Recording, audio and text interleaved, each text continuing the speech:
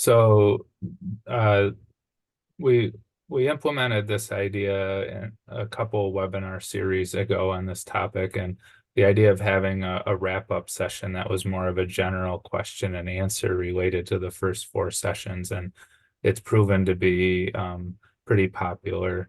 So we thought we'd try it again with this one. So with that said, this session is really what you make of it as attendees. We have a number of our presenters from previous sessions back with us today. Not all of them were able to make it, but a good share of them are here. And but no one has any PowerPoint slides or anything like that prepared to share. This is really an opportunity to uh, try to provide more detail or more or dig into a question that maybe we didn't have time to fully answer in one of the other webinars. So yeah, again, this is really what you make of it. We do have a list of some of the questions that were asked in previous sessions recorded, so we can dive into a few of those topics if we have time towards the end. But and for starters, I guess I should backstep because we do have one opportunity for a prepared remark and before we get into it. But again, no one has PowerPoint slides or anything today. So we did the Farm Bureaus from the respective states, Ohio, Pennsylvania, and New York have been valuable partners in putting together this series, identifying speakers, helping to get the word out about the project, and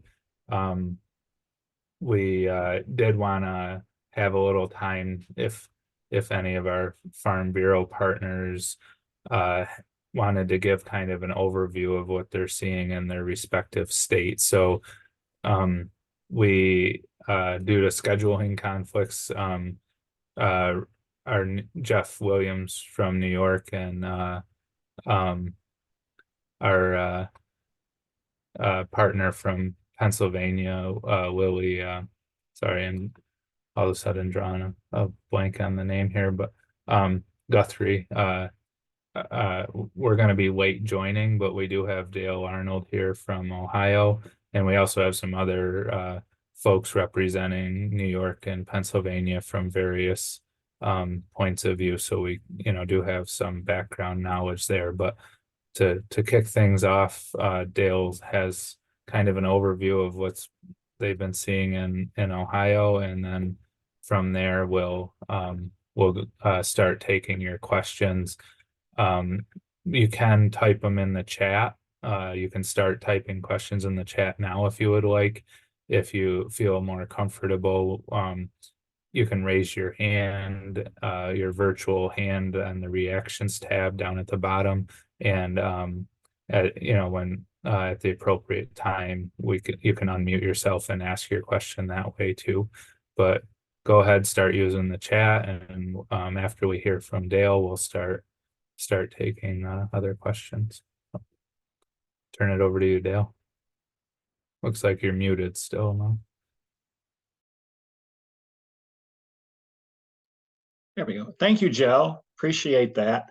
Hello, everybody. My name is Dale Arnold. I'm Director of Energy, Utility, and Local Government Policy with the Ohio Farm Bureau. I've been with the Ohio Farm Bureau for close to 40 years, 30 plus in the area of energy development and helping our Farm Bureau members basically help with regard to that. I also work very closely with Ohio State University Extension, and I'm on their energy development team and have been on there for a number of years. And we tackle, address, do outreach on a number of variety of particular issues all across the state. So I'm very glad to be here. To give you a very brief picture of what's happening with regard to solar in Ohio, 3 distinct types of solar development are going on simultaneously.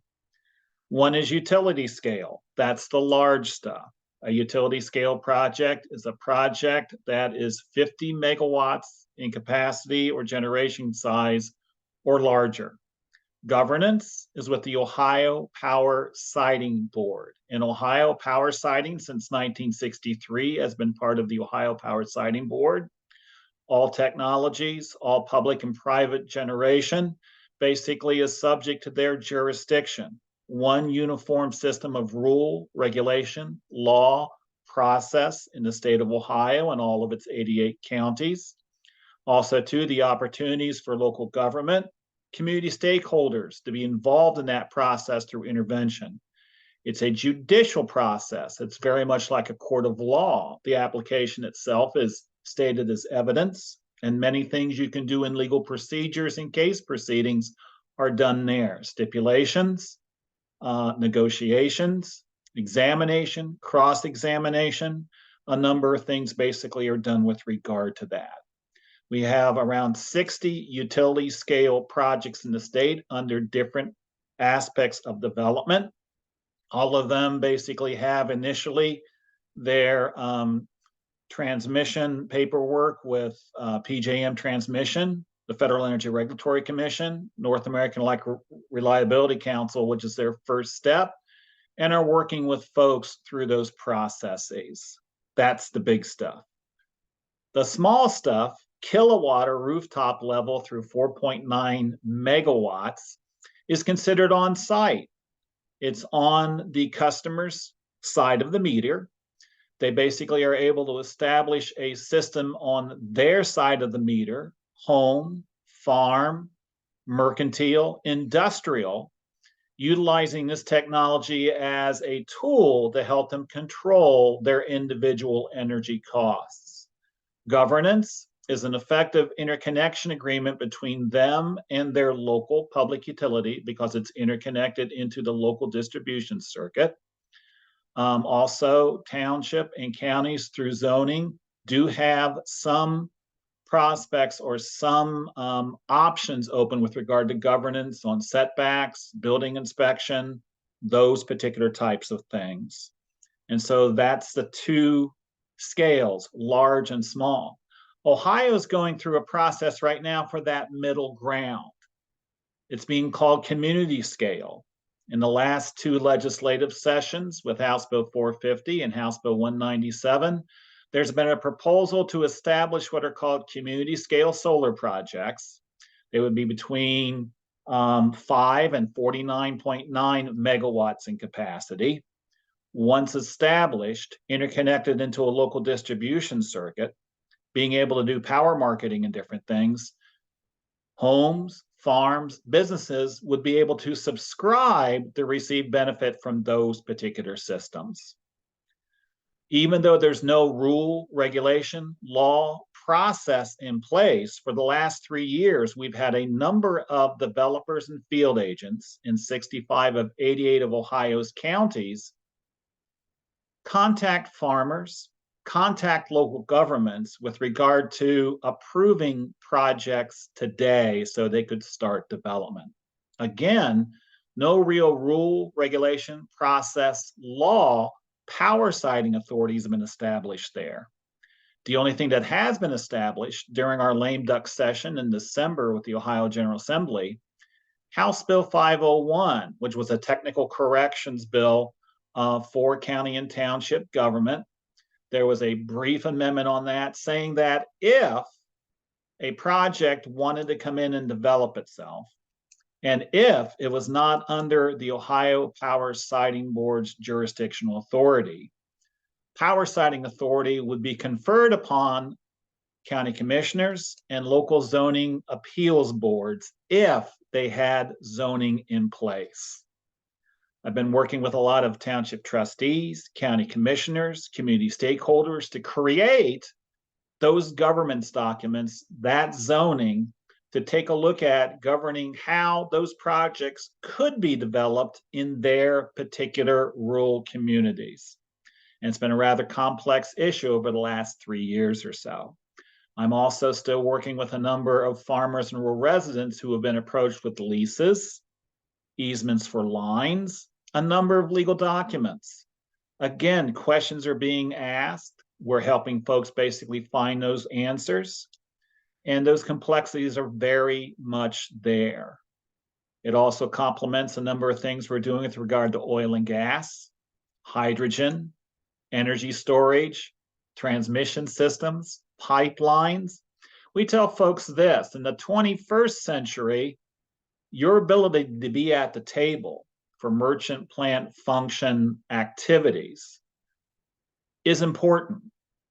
And also, what you learn working with one energy service provider today in your community to develop a project, you can use that experience very quickly when another one does come in. And we're seeing that right now. I tell a lot of folks, welcome to power siting development. You need to be at the table, and we're helping people to be able to do that.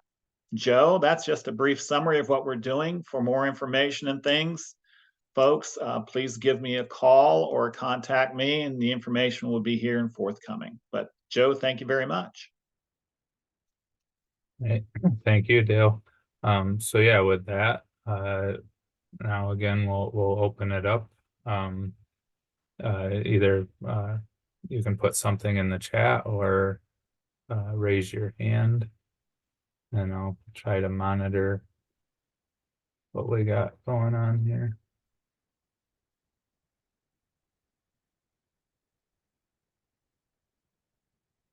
Anyone want to kick it off? Quiet group today. All right.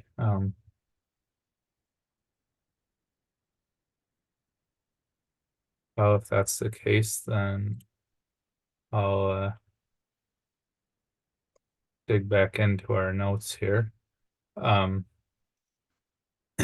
So in going back a few sessions, there were some questions around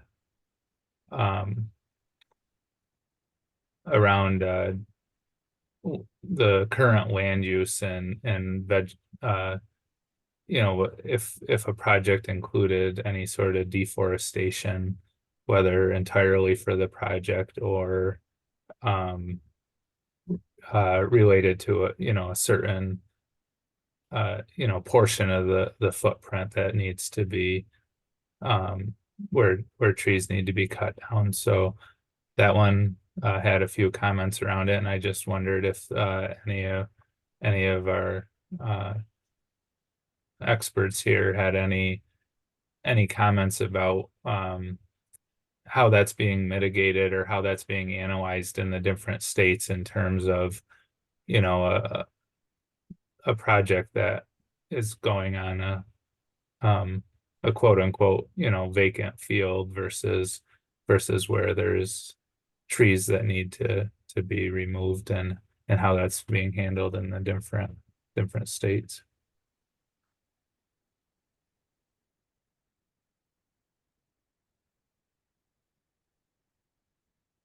Go ahead, Matthew. Sorry. All right. So in our area up in New York, that is a concern. We have a lot of forests, a lot of protected state forest land and just forest land in general. So it is a concern for people, developers or applicants to either be clear cutting in anticipation of the permit for solar facilities. One of the ways that we are trying to help our municipalities and work with them to try and mitigate that is to limit forest land conversion. So right in part of either the solar law or the broad zoning code, there might be a section that says that solar farm or solar facility may not be permitted on a parcel that was mature growth,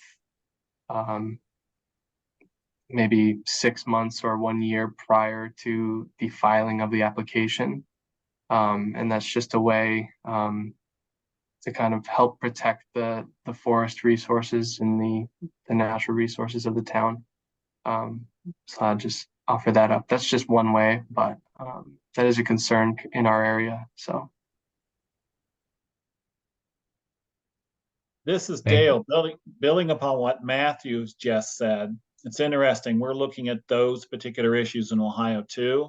Utility scale solar, if you take a look at our rules and regulations with the Ohio Power Siting Board and detailed in the Ohio Administrative Code, you cannot cut trees. You cannot clear cut. This has to be an open area. There are very specific setbacks with regard to timber, streams, wetlands, banks.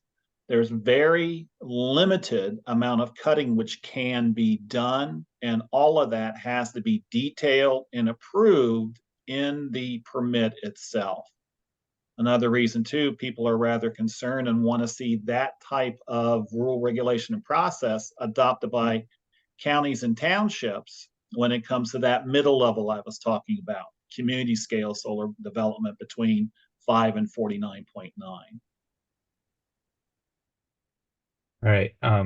So we got two hands up, and we also have a question that came in the chat. So I'm wondering, David and Ian, if your hands are up to respond further to the forestry thing. Both of you, okay. Go then, David, go ahead.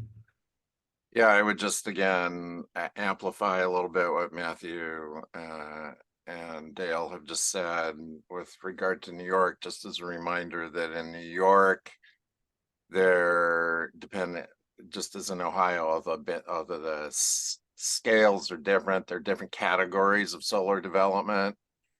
So, 20 to 25 megawatts and above in New York are going through a state level review. And in that context, so these are the larger facilities now, but they're smaller. They're called utility scale here when they're smaller than in Ohio still. So, so there's some differences there. But the point I wanted to make was that with the larger facilities, firstly, the developers can speak to the more than I can to the question of whether or not taking trees down is desirable. My understanding, it is not desirable. It is not cost, preferable, but nonetheless, it does happen. There's no question that it does happen in some cases in the Northeast. But the main point I wanted to make was that with the larger facilities which go through state review, there's kind of two really critical levels of review that happen.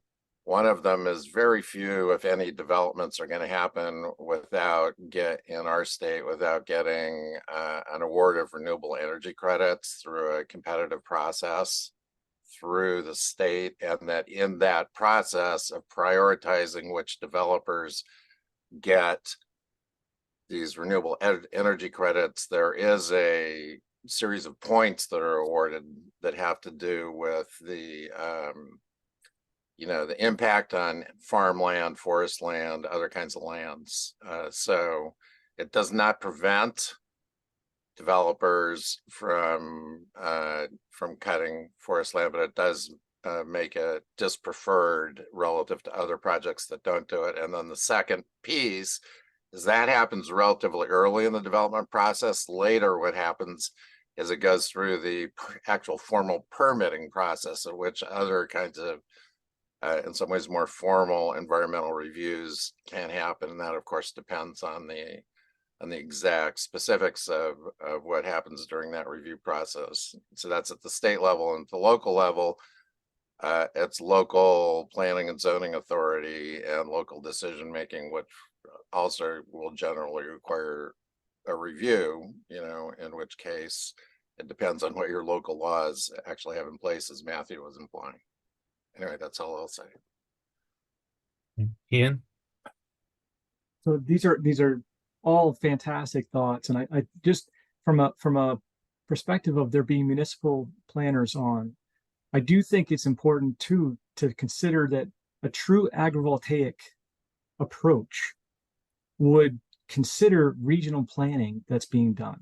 For instance, in New England, there's a New England Food System Planners Partnership, which is saying in order to feed New England at a 30% mark,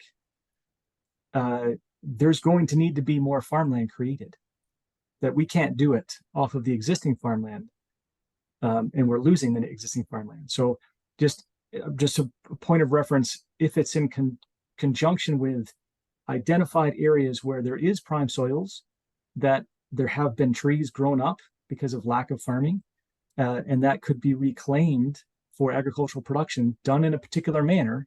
Not saying just, throw some sheep out there. I'm saying actual, let's look at what food is being produced. That is a potential option as well from a regional planning perspective. And then secondly, there is a difference between cutting forest and cutting trees.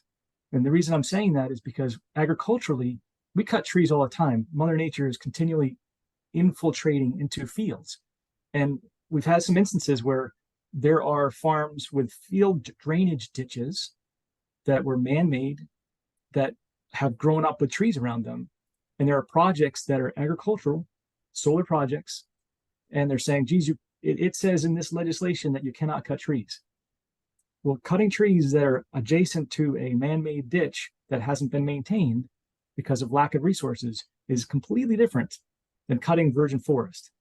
So I'm just highlighting that just as we're creating guidelines, if we can think about it from a farming perspective while we're creating them, maybe there's some caveats that can be put in there if done in a particular manner. All right, great points, Ian. Kevin, I see you have your hand up. Hi, Kevin Campbell. I'm one of the developers on the call. Just here on behalf of Josh Bennett here today. But taking the bait from David, who said he'd like to hear some developer perspective on trees. So a couple points for me is, obviously there's been some properties where we've looked at putting solar that have been forested. However, once we do our environmental studies, typically a lot of those areas tend to be wetlands and have other natural features that make it not possible to turn into solar.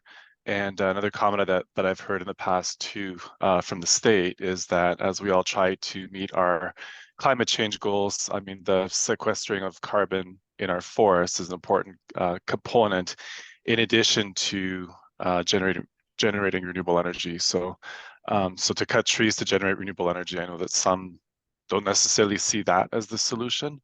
So just thought I'd throw that out there too. Thank you, Kevin. Guillermo? Yeah, just a question for the group. I don't know if anyone is familiar. I appreciate the nuance on cutting trees versus cutting forest. And then someone earlier had said old growth versus regular. I'm curious if anyone has seen guidance on what constitutes a forest from any state or municipality or NYSERDA or anybody.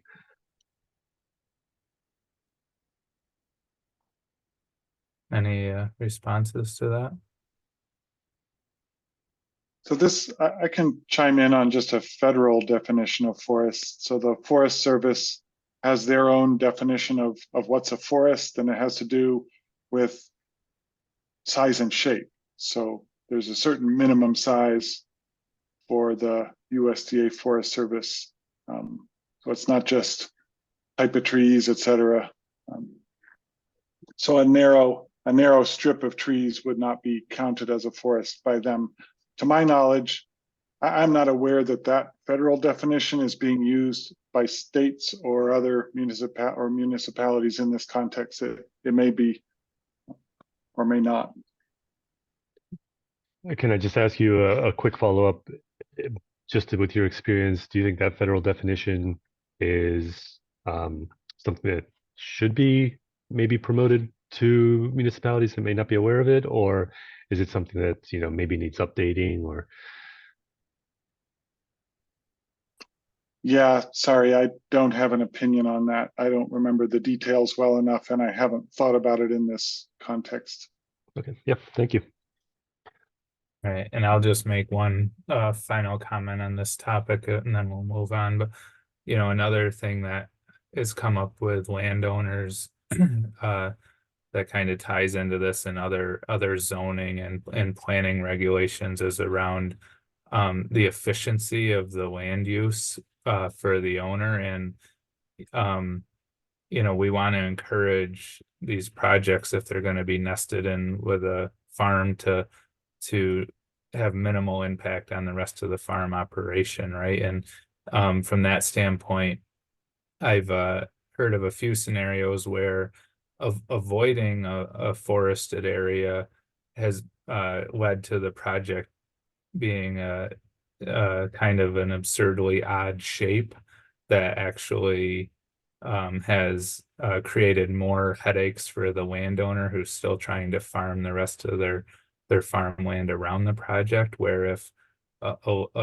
just a small portion of forested land had been incorporated into the project, it would have made a much more contiguous nor quote unquote normal shape that would have made life a lot easier for the landowner still operating the rest of their property. So I think that's just something to keep in mind. And we've had these discussions on other topics outside of forestry related to just, having the fencing along the natural boundaries of the field instead of directly outside the project area. If we follow the natural boundaries of the field, whether that's a hedgerow or a waterway or something, it can make it more feasible to have something like agrivoltaics within the project footprint and have less of these very awkward little areas outside of the project footprint that are then essentially unusable. So Kevin, it Bill, looks if I- like, Oh, I'm sorry, before we switch gears, could I just yep, go ahead, Katie. chime in on the forest definition? The USDA Forest Service defines a forest as something with 10% canopy cover or more as when they do their forest inventory and analysis. So that's just one piece, one definition. And I should talk with my staff, Matthew and Matt, and see what municipalities are putting in their laws as the definition of forest. And if they're not defining that, that's a good point. We should have maybe look for if there are recommendations from DEC or NYSERDA or someone on what the right definition is in this conversation. Kevin, was that a new hand that went up? Yeah, it's a new hand. I've got two. So just want to comment about the NYSERDA Agricultural Technical Working Group. And it's a working group in New York that's been together for a couple of years. And one of the things as developers submit projects into the NYSERDA RFPs for large scale solar projects, there are some scorecards that provide us points as part of our rated criteria as NYSERDA evaluates bids. And when it comes to forested areas, what NYSERDA is looking at incentivizing are projects that are on less than 15% forested areas or less than 20 acres of forested area. So that would get maximum points. And then there's other criteria that gets you between 0 points and maximum points after that. But just wanted to bring that up as well. Thank you. All right. Moving on. So there was a question in the chat, which is a good topic, I think, that comes up is kind of the difference between these smaller scale projects. So something that may take 40 or 50 acres of land versus these, what we tend to term the industrial scale, which may be several hundred to 1,000 acres of land.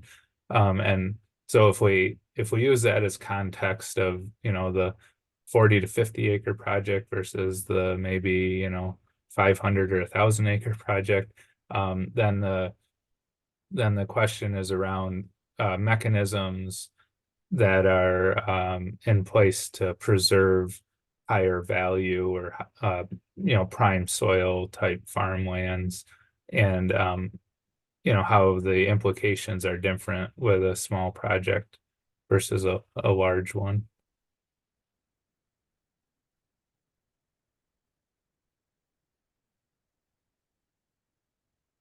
Anyone want to chime in there?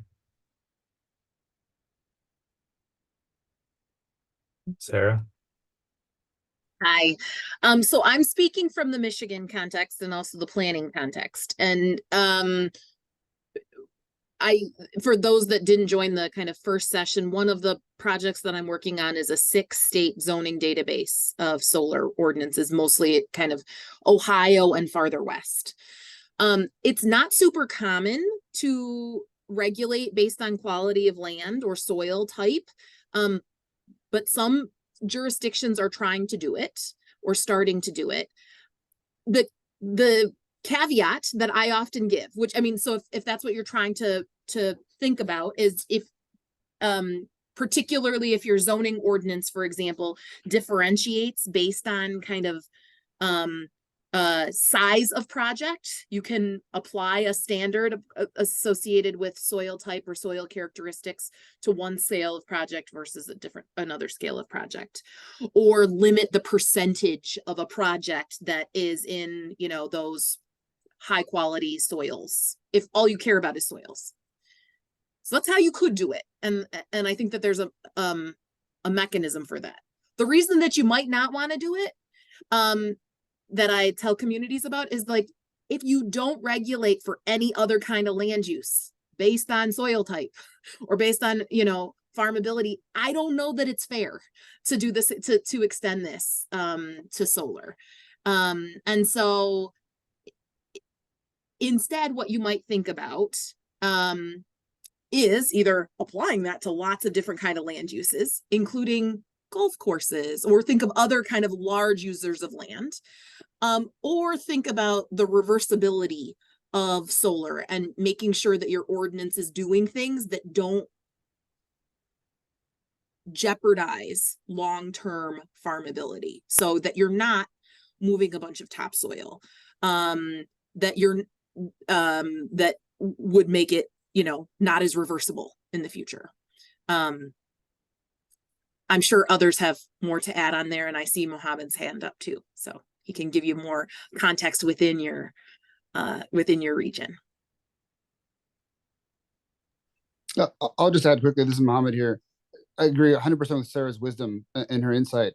I'll just add that the unique thing in Pennsylvania is that we do have a history of regulating by soil type. It started with the regulation of residential rezoning for ag lands and limiting the amount of those lands that can be covered in residential homes by class 1 and class 2 soils. We've seen in just the last 18 months or so an emergence of using soil type classifications to limit solar projects as well, essentially saying that you can only use 25, 50, maybe 75% of a particular parcel if it is class 1 and class 2 soils for a solar energy system. So I think we're a bit unique in that sense. I think Sarah's wisdom is absolutely correct that it's not common. We have a unique history, I think, given the close proximity of our residential and our ag lands, and now the close proximity of solar and ag lands. So if you're looking for a limited case example, we have some of those here in Pennsylvania. Thank you. Thank you, Mohammed. Excuse me. Losing my voice here. Kevin? Yeah, I think it's certainly one of my favorite topics for sure, as a large scale solar developer across North America. But I guess, you know, a couple points to make here are that, you know, making solar energy on a property, it can actually be a very efficient, effective use of the land, maybe compared to other ways of making energy on a piece of land, for example. So I think there's an overall kind of goal. Are we really making energy using farmland to promote food? Are we doing it to promote, you know, the local agricultural economy? So there's different takes, different ways to look at this as well. But obviously, you know, depending on the quality of land that's being used for solar, it may also mean that we should be looking to incorporate agrivoltaics on those properties, or taking a harder look and making it happen. And it doesn't necessarily have to happen right away, but just recognizing that these solar facilities could be in operation for 20, 30, 40 years. You know, we have a site that was built in 2009, and you know, about 8 years later, it started grazing sheep underneath, and it was very, very, it's been a great story ever since. It's been grazing sheep now for 5, 6 years. The other thing too is when we develop projects, I mean, these projects can't just go anywhere. They have to go where there's transmission lines with capacity. They have to go in supportive communities, which means landowners willing to be willing hosts for these solar facilities. and there has to be open land. I mean, the prior discussion we just had around trees, for example, there's not a lot of areas where we can do large scale utility scale solar that's not on farmland, for example. And in a lot of states, I think to meet the state goals or the national goals, we're only looking at a few percentage at best of land being displaced by solar energy. And again, I think one of the most important things is that we protect that topsoil. So New York's done a great job through the Department of Agriculture and Markets solar guidelines to make sure that we're protecting topsoil, we're preserving topsoil during construction, operation, and decommissioning, so that not only can the sites be used for agrivoltaics, but they can also go back into farming after a project is decommissioned. So there's a lot of different ways to look at these projects. I mean, it's very easy to look in your backyard and say, hey, this farm field is going out of production directly for what it was doing before. But then there's a global view of things as well. And how does this work more globally, with our agricultural sector, with our energy creation sector, with the local economies, for example, because these projects do bring, maybe different kinds of benefits locally, but there's still benefits that they bring. So pros and cons to everything. And I just encourage people to look at both the pros and the cons as we weigh these projects going forward. Thank you, Kevin. Ian, you had a comment? Yeah, Kevin, well said. I think that in addressing this and addressing Rob's question specifically, I think there's, as a non-solar developer, but as an entity that works with a lot of solar developers as a farmer liaison, I have no opposition to people saying we shouldn't be using prime farmland for solar in a conventional way where there's no farming.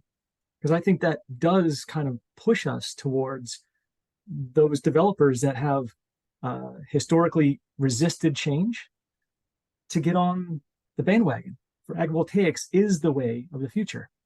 And if we look at it that way, then it's a change of paradigm. Why would we not want to put it over our best soils? Because we're sequestering those soils for the next 30 years.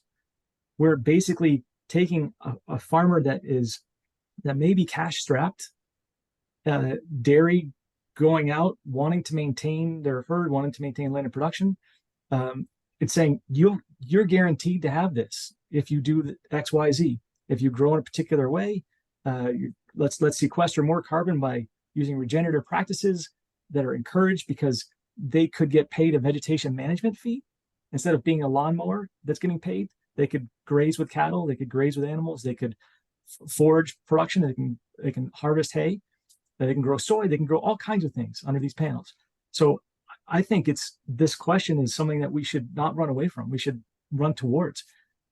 Done in a certain manner, agrivoltaics is the way to have energy production, which generates income for the farm, which it stimulates lower or beginning farmers that may not have the resources to take on big projects, and it really can revitalize communities, keeping the agricultural sector intact. Joe, I wonder, we have two of our farm presenters from one of the earlier sessions, at least two that I see, and I wonder if either of them might want to make any comments about how they thought about sort of the soils issue in relation to their farm operations when they were considering solar. Absolutely, Ray or Alan, any not to put you on the spot, but no, not a big deal for me. I don't have the best soils in my area. I think that we were learning how to make them better as we went along, so we could get a better crop and stuff like that. But that really, I think I probably would have tried to keep my best soils if it was possible, if I was going to grow some crops in the future and stuff like that. But basically the way it came down to me is just like the gentleman mentioned earlier. I was going to lose a certain amount of my rented ground, and it was either like I was going to be on the outside looking in and not being able to capitalize on this, with the dairy industry being as tough as it is to do it, with the lack of processing in the state and things like that. So Eventually it was just like you had mentioned earlier, I'm going to use this. I'm not going out of the dairy business, but I'm going to downsize, and I'm going to use the solar project money to be part of my business and diversify my business. Yeah, I see I'll the echo solar- what Ray Sorry. said. So I signed up because in my vision, it can go back in agriculture. So most of I have some better ground, and we're still farming it. The ground that's under panels is class 3, class 4, it's hay ground. And all the contractors that have been working on the project are well aware. I've had this discussion with them, don't screw things up, because my vision is that this goes back into agriculture in 30 years. And I think at the moment, I think it can. I've verbalized some of my angst during the process, but sitting here today, I'm comfortable that it could go, it's comparable to what it was. Thank you, Alan and Claude. I didn't apologize. I didn't see that you had signed on, but yeah, if you got some comments. I'm on land that sells for $13,000 to $15,000 an acre. It's all prime agricultural land, but I don't see that as prohibiting compatible solar development. The problem I see is there's a lack of imagination and a lack of willingness on the part of the developers to stretch and find better solutions. So we have, for instance, even though it's $15,000 land, we have an erosion issue. There is no problem in my mind with putting solar on the diversion ditches. We have an issue with wildlife damaging crops. Well, solar can be used, and the bifacial vertical panels now are a viable fencing system. And these are win-win situations where we don't have to reduce our agricultural production or take any land out of production to do agrivoltaic solar if we can stretch and use our imaginations. I have found only one developer, sadly, who's willing to try to stretch and take advantage of these opportunities. All the other ones just want to pave over with the highest density panels they can put on and make agriculture fit the voltaics. That's been my experience. That's probably not true all over.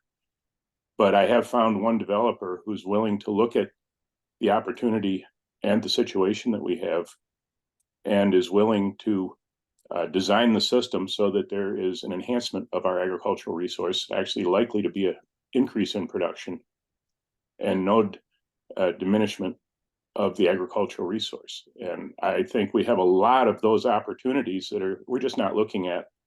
And I somewhat blame the engineers who are working with the solar developers, because it's very easy to take a piece of class 1 farmland and build a system that takes no imagination at all, that covers the whole thing. It takes some work and imagination on the part of an engineer and a developer to figure out, how can I produce the maximum benefit without reducing the agricultural production? But I think there's lots of reason why we should be doing that.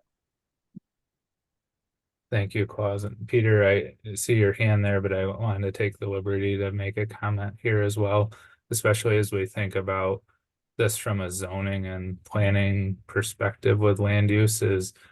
There are some really cool examples of agrivoltaics, as we've already heard about, but I would argue that part of the reality is we've yet to come up with some of those creative solutions. So I kind of split agrivoltaics into the projects into two categories. Those that are working with a landowner that already has a vision for some sort of proven agrivoltaics, and that can be incorporated into the design right from the beginning. But then the second category that I see is that we're in the next 5 to 10 years, there's going to be a lot of advancements in this area that allow for a lot more things to happen as with the creativity that Claus is talking about. And but with that, to me, the shame would be as if we had rules in place now that limited those future opportunities. So if we continue down the road with some of the practices we're seeing now of with the way the fencing is set up, with the height of the panels and some of the infrastructure around the panels, we're already tying our hands behind our back in terms of the future opportunities that we have to use these sites as a dual use.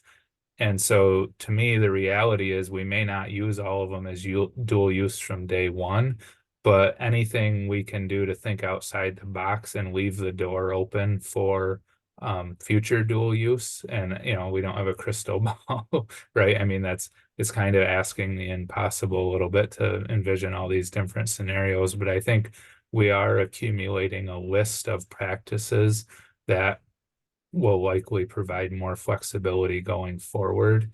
And I think there is a bit of an inconvenient truth related to a comment in the chat earlier, is that for some types of farming, this land may be lost from their operation, at least in the near term, because they just won't be able to use, depending on the type of agriculture, just won't really be feasible to continue to use the land under the panels in the near term for that type of agriculture.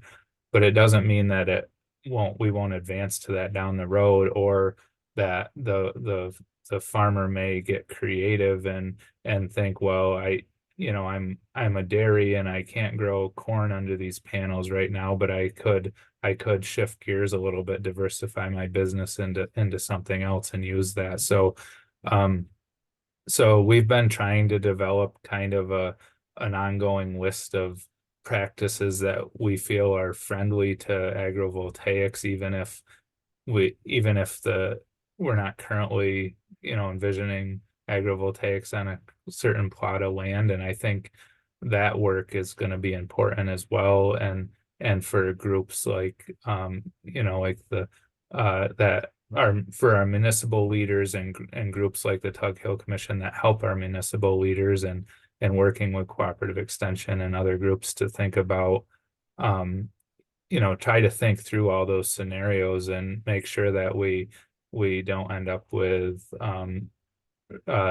regulations in a municipality around how a project is set up that is gonna tie our hands down the road.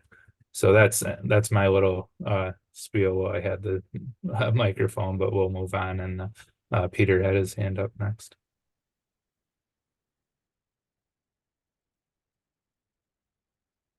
Peter, you're muted. Yes, sorry. Appreciate all the perspectives very much, and love to hear more. And in particular, I was trying to focus on the larger scale ones. So something that would be in the several hundred to 1,000 plus acre size. I think the agrivoltaics is fascinating and interesting, and there's, like everyone says, lots of room for creativity. I think I'm thinking about the challenges at these really larger scale projects. Maybe that's just in my head that it's different, but I'm curious if people have thoughts about that.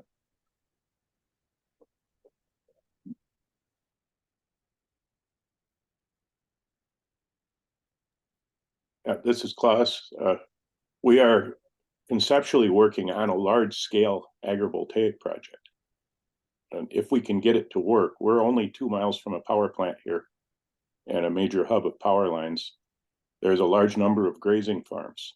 If we add the potential agrivoltaic production of all these farms together, we would be well above 1,000 acres without diminishing the production of any of the farms. But it will require some innovative engineering, because you would end up with a solar farm that actually covered 3 or 4 times the area that was actually in panels. That said, though, it would break down a lot of resistance, because I mentioned when I was on last time that this area is extremely hostile to solar development because there is such intense pressure for land and the value is so high. And anything that takes land out of production is not looked on favorably. So there are ways to do this, but like I said earlier, it'll really require our engineers to stretch and to work a little harder to design these systems so that they work.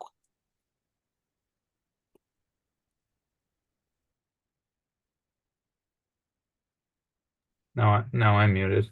Thank you for that. And yeah, I think, you know, I certainly respect those comments, and I think then there's also there's likely some back and forth there as well, right? In terms of the value of the project to the developer based on changing the design around agrivoltaics, right? So I always feel like this is an area where we get into a little bit of give and take about if we're you know, what's the lease payments, what's the value of these projects for both sides, right? For the landowner and the developer. So there's a bit of a negotiation there.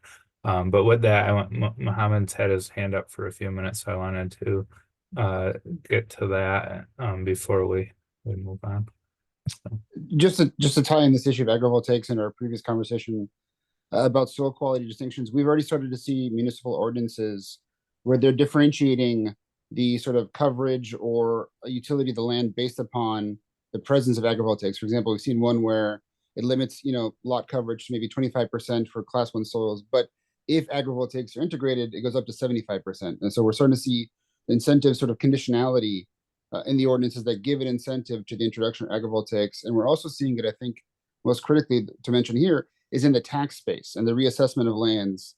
We're debating, we haven't adopted a new reassessment policy for solar developments yet, but there's some discussion where if you can prove an ongoing sort of ag utility, like a production level or an actual, you know, sort of value being produced from the ag activities in the land, that it may save you from being reclassified away from an ag use to sort of an industrial commercial use, which has a much higher tax you know, implication. So we're experimenting with these kind of incentives and disincentives on the agrivoltaic side in Pennsylvania right now. I can't say that we have a best practice yet, but we might find something in the next few years. Thank you. And just before we so let's see, what do we Kevin, I believe, was. Yeah, I just wanted to comment. Somebody had a question around what kind of agrivoltaics might work on a larger facility that's maybe hundreds or 1,000, 2,000 acres in size. And yeah, I believe one of the tougher things to figure out is maybe growing crops at a scale like that. So it can become very labor intensive to drive tractors or something with so many obstacles on a site, and trading in the larger machinery for the smaller tractors and driving miles and miles and miles of pathway between rows of panels. So I think in a way the lowest hanging fruit is probably from grazing sheep or maybe grazing yearlings or smaller sized cattle, not necessarily the full 1,600 pound beef maybe, but up to a certain scale. And maybe taking haylage and different things like that. But I think the secret sauce might even be diversifying the agrivoltaics that happen within a solar facility too. Maybe there's certain sections that have higher performing lands where you may want to have some more crop production, and other areas that maybe it makes more sense to take haylage or to graze sheep or some form of cattle or some other things grazing. But yeah, again, I think the labor issue when you're working with so many obstacles in the field might be something that might tend to a higher bar of agrivoltaics. So utilizing the labor of animals might be something that we see as being more cost effective form of agrivoltaics. Thank you for that. Matthew?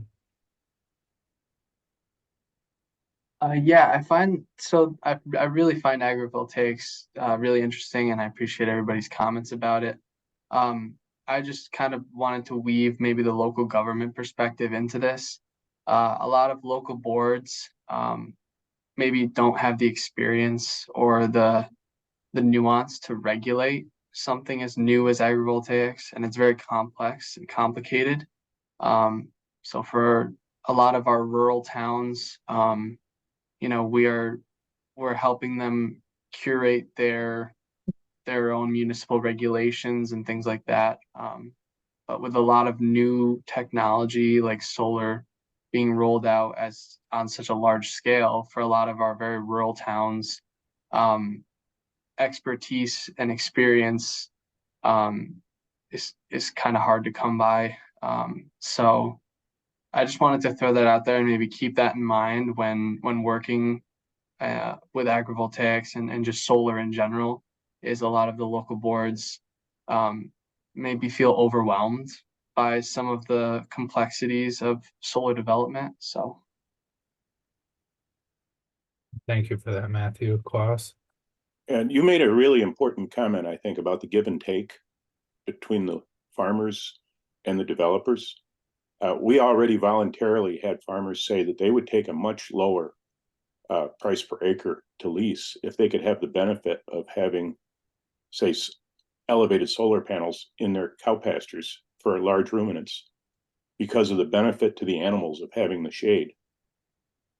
And they're, by the same token, some of these vertical systems would provide windbreaks, which increases crop production. I don't have any problem with maneuvering. I don't think agrivoltaics has to make driving tractors more difficult. There's just no reason for it if it's designed right. I have one particular block of land, several hundred acres, with half-mile long diversion ditches that have to be there to protect the soil. I could have a vertical system on every one of those ditches and not have any impact whatsoever on what I'm doing now, except that we would have lower wind speed and could probably expect slightly higher yields of our winter grains in between. But again, this requires give and take, and it requires a lot of communication between designers of these systems and farmers who are going to be working with them once they're installed. Thank you for that, Ray. And I think you were next. Yes, I would just like to, I agree with everything you're saying. I agree with Klaus that we could find land that these things would work very good, as you know, diversion ditches and alongside of them and things like that. I also would like to just comment, I agree with Kevin 100% on, I do not see being able to pasture large animals inside these panel areas. I may be totally wrong, and you can say about the shade and things like that. In New York State, I'm not even allowed to let my cows outside. But I wouldn't want them outside. We could say that's great shade and everything, but I want them inside the barn in an air-conditioned facility because I have high-producing animals.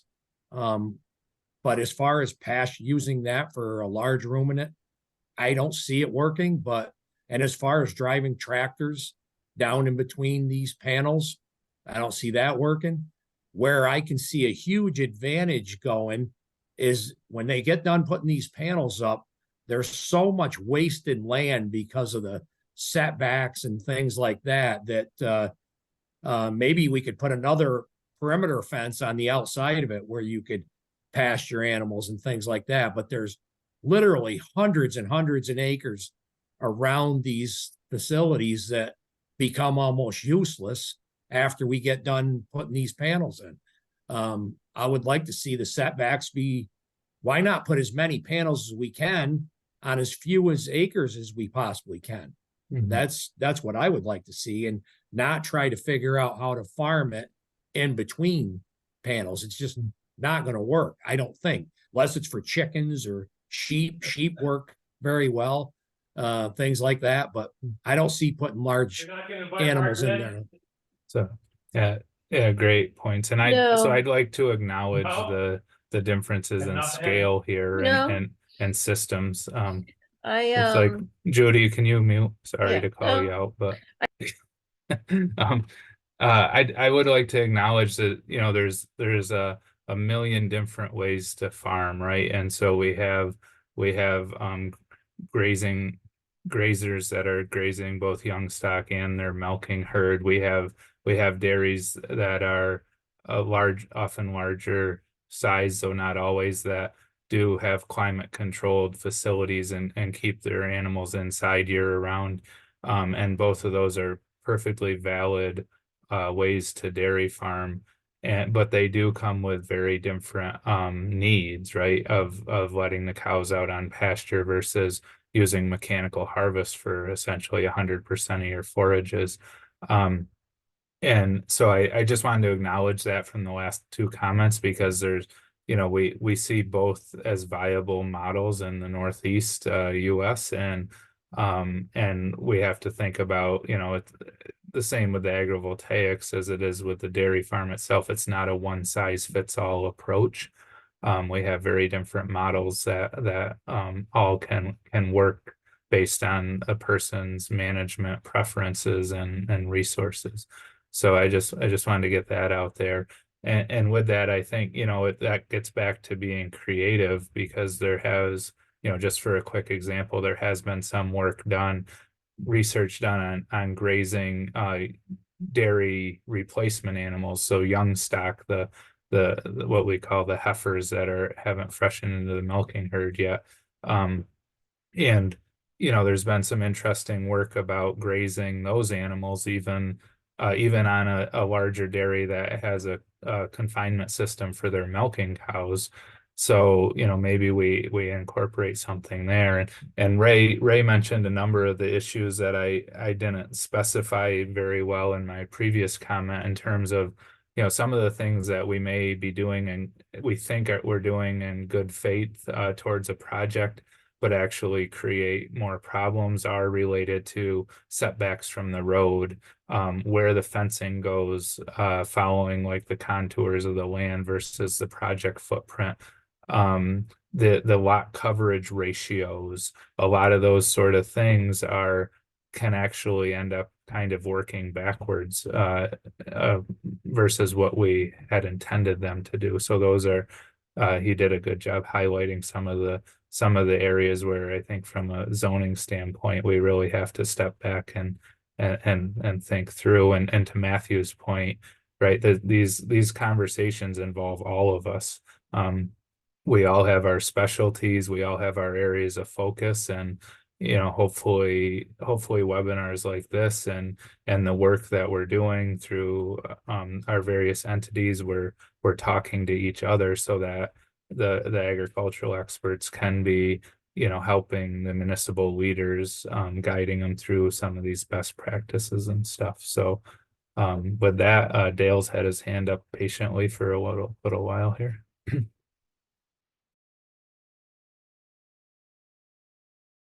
Muted, Dale. Yep, there we go. Thanks. Just adding basically to this. It's interesting. I'm really appreciate, and I'm on the third page of notes right now with regard to this particular issue. And it's interesting. I can really see that there's a number of things which would apply in the eastern part of the state that is very similar to what you see in Pennsylvania, New York, New England, western part of Ohio, Corn Belt states. And Sarah, I can see you nodding your head right now on this puppy, because we've talked about it before. When we talk about this issue, things that we need to be thinking about is this. If this basically is a power generation facility, it's going to be seen as a power generation facility by state and federal law first, agricultural enterprise maybe second. Also, the need for these developers and their vegetative management and land stewardship plans as part of their permit in Ohio are going to have to be very detailed, and they're going to have to make commitments to it. And number three, a lot of people like this term and like the ability, basically, you're going to be seeing things grown or animal husbandry under these panels, but not many of those people are involved basically in agriculture. We need to be at the table to guide and bring this thing through. Things to think about, things that we're detailing, taking a look at, things that Ohio State University is looking at, as well as the other land grant institutions that are here today. Again, technically, you're going to have to be taking a look at the overall design of this particular system, racking, all of its equipment, details. You're going to have to be taking a look at setbacks. You're going to have to be taking a look at traffic control for equipment to go in. If farmers need to be making investment in other pieces and sizes of equipment, where does it come from? Financing from that is going to be huge. If you're taking a look at animal husbandry, watering systems, paddocks, barns, Herdsman's residents all have to be part of this process now too. Product. If you're growing something under there besides traditional corn, wheat, and beans, is there a viable market for it someplace within a 150-mile radius? You're talking about transportation, you're talking about logistics, you're talking about different types and different amounts of labor that you're going to have to invest in. People are finding out this is not a quick, easy, simple, painless thing to do. It's going to take a very detailed plan to go across. And what we need to tell a number of developers is this: you're going to be here for 40 years with this power generation project. You also need to invest in this type of enterprise underneath your panels with farmers. And you need to incorporate it into your vegetative management plan, economic plans, development plans, and your permit going forward. And the question becomes, do you have the technical wherewithal and the dedication to do it?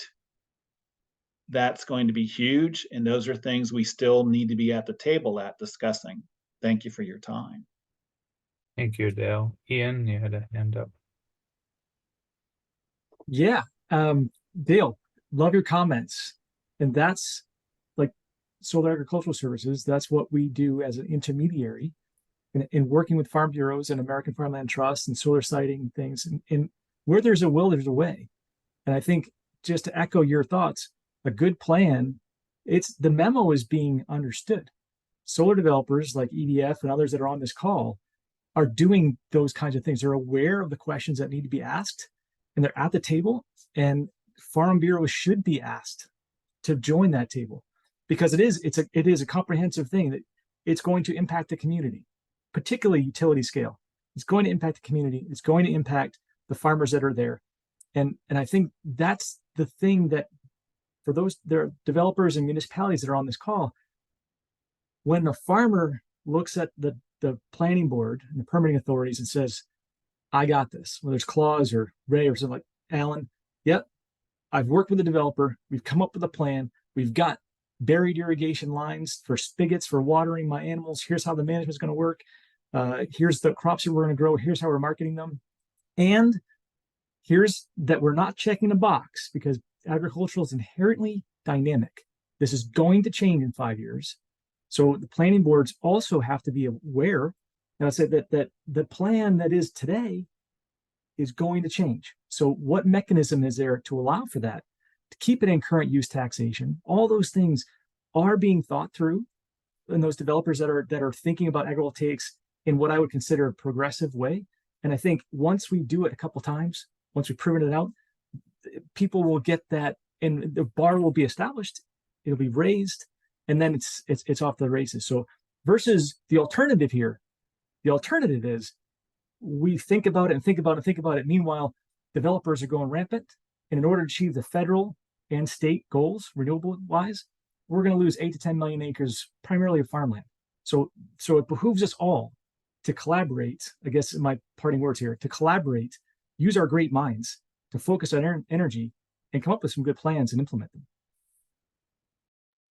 Thank you, Ian. Quaz will let you go here, but I just want to acknowledge the time. We just got about 4 minutes left of our scheduled time. I'm happy to stay on for a few extra minutes if for those who can, but for both our presenters and our attendees, I just want to respect the time, and certainly understand if you do need to log off to do so. Again, this will be this is being recorded and will be posted along with the previous 4 sessions. I'll put the link to the website in the chat again now that directs you to the previous sessions and the recording here. So with that, we have Claus, turn it over to you. I just wanted to comment that in addition to our dairy, which is being grazed on land that is grazing because that is the highest use for those particular spots, we farm 2,000 acres. When we combine, we take a 50-foot swath down at a pass. So I don't see where intensive agrivoltaics, if it's designed right, has to be an impediment, because I could easily see where we could be developing our land with agrivoltaics and not interfere at all with our farming methods. But like I said, it requires a little more imagination. And I think we need to get out of our heads this picture of a solar farm, the ones that we're seeing that are ground mounted, and covering vast areas. They don't have to look that way. They don't have to impede large machinery. Thank you for that, David.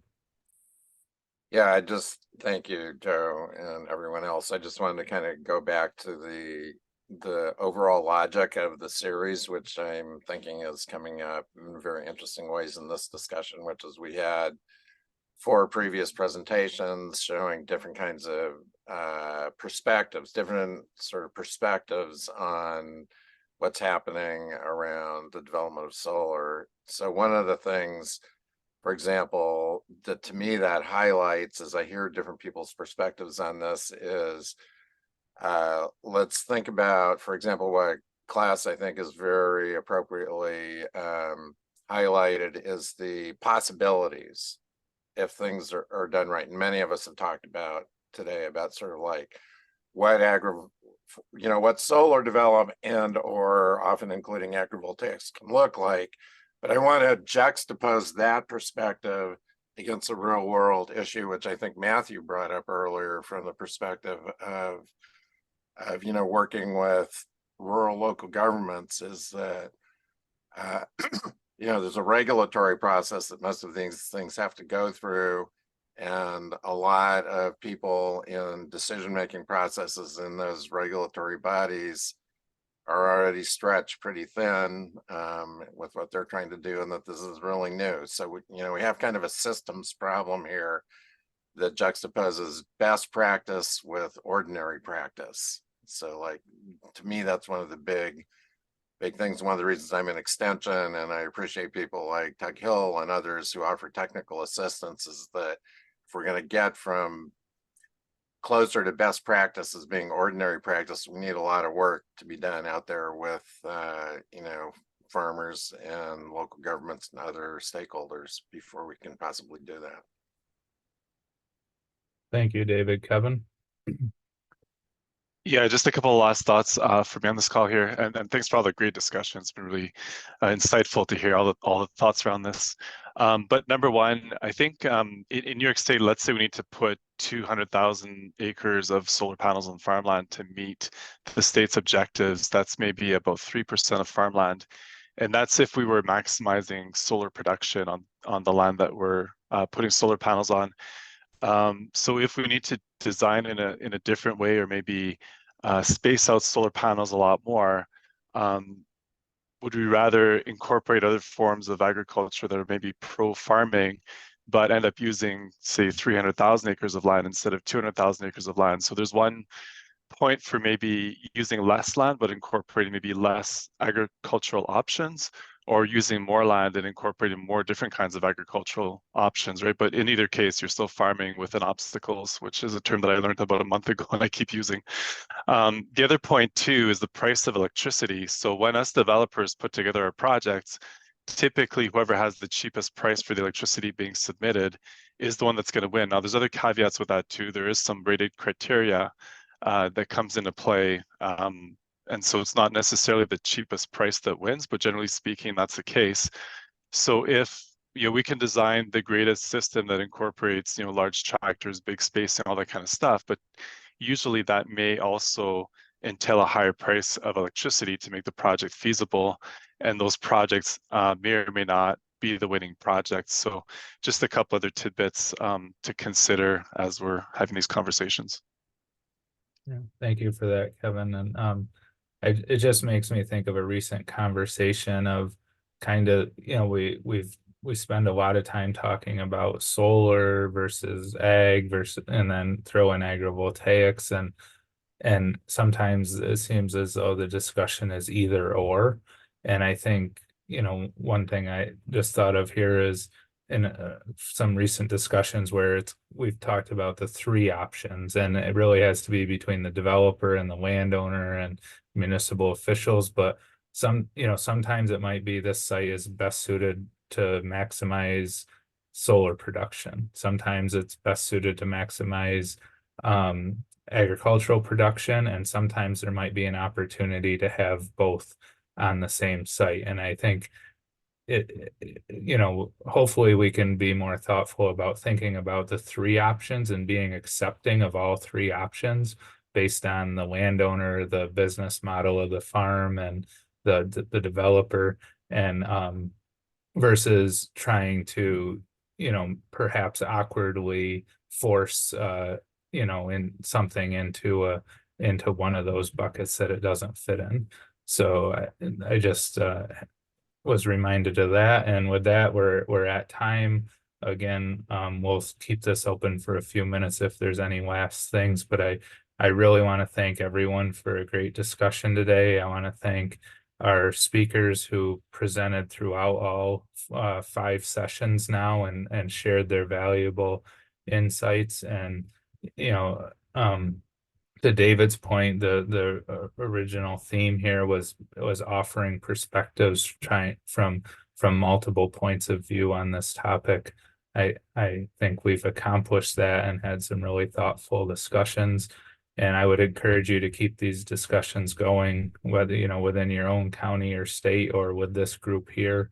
We're all available for questions and comments, and hopefully you made some connections through this series that might help you, get the resources you need going forward. So with that, any of our other organizers have any last comments?